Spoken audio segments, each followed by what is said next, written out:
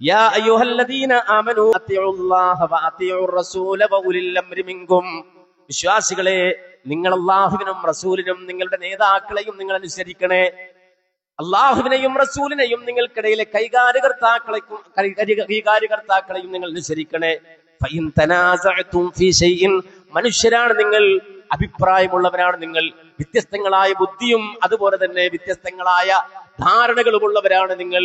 സ്വാഭാവികമായും ഒരു കൂട്ടം ആളുകൾ ഉണ്ടായി കഴിഞ്ഞാൽ അവർക്കിടയിൽ അഭിപ്രായ വ്യത്യാസങ്ങൾ ഉണ്ടായേക്കാം, ഭിന്നിപ്പുകൾ ഉണ്ടായേക്കാം. ആ ഭിന്നിപ്പുകൾ വന്നു പോയാൽ ഫഇൻ തനാസഅതും ഫീ ശൈഇൻ, ഏതെങ്കിലും ഒരു കാര്യത്തിൽ അഭിപ്രായ ഭിന്നതയുണ്ടായാൽ ഫർദൂഹു ഇലല്ലാഹി വറസൂൽ, അവിടെ അല്ലാഹു നേതാക്കളെ മാറ്റിവെച്ചു. നേതാക്കളുടെ പിന്നാലെ പോകണം എന്നല്ല പറഞ്ഞത്. ആ വിഷയത്തെ നിങ്ങൾ അല്ലാഹുവിലേക്കും റസൂലിലേക്കും മടക്കി തീരുമാനമുണ്ടാക്കണേ.